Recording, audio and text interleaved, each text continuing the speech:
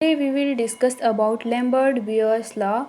तो Lambert-Beers law या Beers-Lambert law क्या होता है, इसको हम लोग आज पढ़ेंगे। तो Beers-Lambert law क्या कहता है, जब एक एब्जॉर्बिंग सब्सटेंस के ट्रांसपेरेंट सॉल्यूशन के थ्रू किसी लाइट बीम को पास कराया जाता है तो लाइट की इंटेंसिटी रिड्यूस हो सकती है।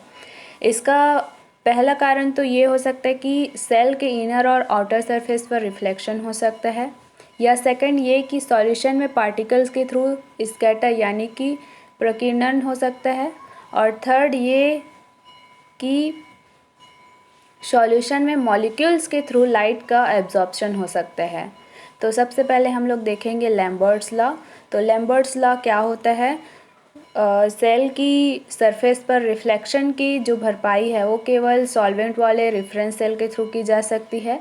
तो सॉल्यूशन को फिल्टर या एलिमिनेट करके इसको फिनिश किया जा सकता है, और एब्जॉर्ब्ड लाइट की इंटेंसिटी तब दी जाती है I = I0 - IT। तो लैम्बर्ट्स लॉ कहता है कि जब मोनोक्रोमैटिक रेडिएशन या लाइट को किसी सॉल्यूशन से पास कराया जाता है तो सॉल्यूशन की थिकनेस के साथ लाइट की इंटेंसिटी में कमी और इंसिडेंट लाइट के इंटेंसिटी के डायरेक्टली प्रोपोर्शनल होती है, यानी कि समानुपाती होती है।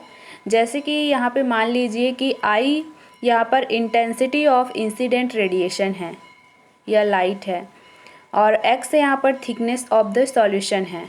तब जब लाइट बीम को ट्रांसपेरेंट मीडियम से पास किया जाता है तो मीडियम की थिकनेस के साथ रेडिएशन की इंटेंसिटी में कमी की दर लाइट की इंटेंसिटी के डायरेक्टली प्रोपोर्शनल होती है। मतलब कि यहाँ पे एब्जॉर्बेंस सॉल्यूशन की थिकनेस यानी कि पाथ लेंथ के प्रोपोर्शनल होती है। तो इसको हम लोग एक इक्वेशन से समझेंगे। तो यहाँ पे di/dx डायरेक्टली प्रोपोर्शनल होता है I के, ठीक है। तो di/dx = ki। तो k यहाँ पे कांस्टेंट हो गया। इसके बाद इसका हम लोग इंटीग्रेशन करेंगे। तो I = I0 से x = 0 तक, और I = I से x L मान सकते हैं यहाँ पे x को, क्योंकि पाथ लेंथ होता है। तो यहाँ पे हो जाएगा ln I/I0 = -ki। तो जब ln को लॉग फॉर्म में कन्वर्ट करेंगे, चेंज करेंगे, तो क्या हो जाएगा 2.303 I/I0 = -ki। इसके बाद इसको इधर भेज देंगे तो क्या हो जाएगा log I/I0 - k/2.303 × L। तो यहाँ पे log I0/I = A। तो A क्या हो गया, एब्जॉर्बेंस है, और k/2.303 = E। E जो है वो एप्सिलॉन है। इसको हम लोग हिंदी में बोलते हैं मोलर विलोपन गुणांक या कोएफिशिएंट। तो k/2.303 मोलर विलोपन गुणांक के बराबर होता है। तो यहाँ पे फाइनल फार्मूला हो जाएगा लैम्बर्ट लॉ का A = E × L। इसके बाद हम लोग देखेंगे बियर्स का लॉ। तो बियर्स लॉ कहता है कि जब एक मोनोक्रोमैटिक लाइट को एक सॉल्यूशन के थ्रू पास किया जाता है तो सॉल्यूशन की थिकनेस के साथ लाइट की इंटेंसिटी में कमी लाइट की इंटेंसिटी के साथ साथ सॉल्यूशन की कॉन्सेंट्रेशन के डायरेक्टली प्रोपोर्शनल होती है।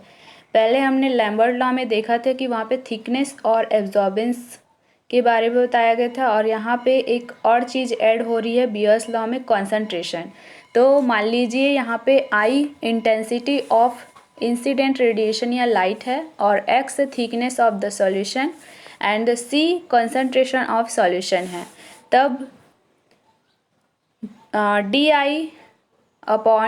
di/dx डायरेक्टली प्रोपोर्शनल होता है I C के। C यहाँ पे कॉन्सेंट्रेशन है, तो ये हो जाएगा di/dx = ki × C।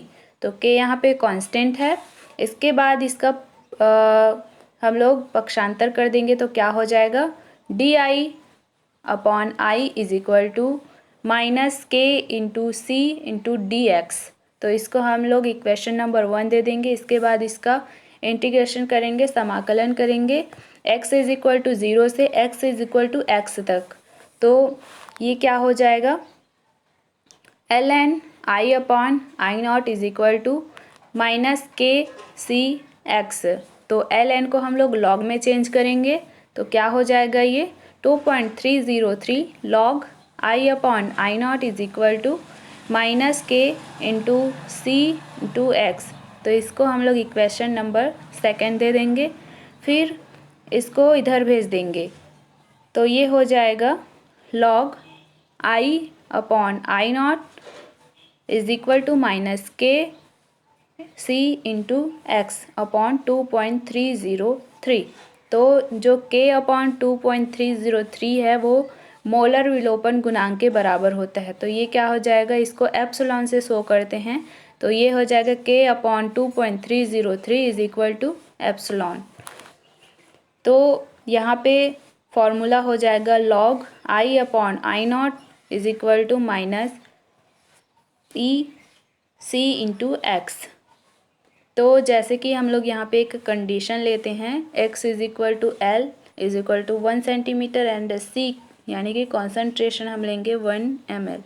तो फिर यहाँ पे हो जाएगा लास्ट में क्या बचा, log i upon I nought is equal to minus epsilon या e। तो जैसे कि हम जानते हैं कि लॉग आई नॉट या i upon I nought is equal to A, जहाँ पे a ऑब्जर्वेंस है तो a is equal to log I nought upon I is equal to E. अगर माइनस को प्लस में करना है तो I0 को ऊपर और I को नीचे, या आई नॉट को ऊपर और I को नीचे भेज देंगे तो ये हो जाएगा a। यहाँ पे लॉग i, जो लॉग आई नॉट अपॉन आई है उसको हम लोग क्या लिख सकते हैं, e यानी कि epsilon into c into x. तो x के जगह हम लोग l लिख सकते हैं क्योंकि पाथ लेंथ है। तो a इज इक्वल टू क्या हो जाएगा, epsilon into c into L. तो इसको हम लोग इस तरह से भी लिख सकते हैं, epsilon is equal to a upon c l. तो जो एप्सिलॉन है वो कोएफिशिएंट है और एल जो है वो सॉल्यूशन या के थ्रू लाइट पास करेंगे उसकी लेंथ है, और जो सी है वो सॉल्यूशन की कॉन्सेंट्रेशन है।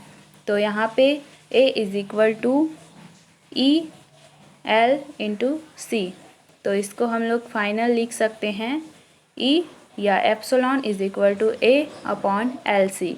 तो इसका कंक्लूज़न हो जाएगा, बियर्स-लैम्बर्ट लॉ के थ्रू सैंपल में लाइट पास किया जाता है और ये लॉ कंसंट्रेशन और एब्जॉर्बेंस के अकॉर्डिंग होता है। तो इसका फॉर्मूला क्या हो जाएगा, a is equal to e या epsilon l into c. Thank you.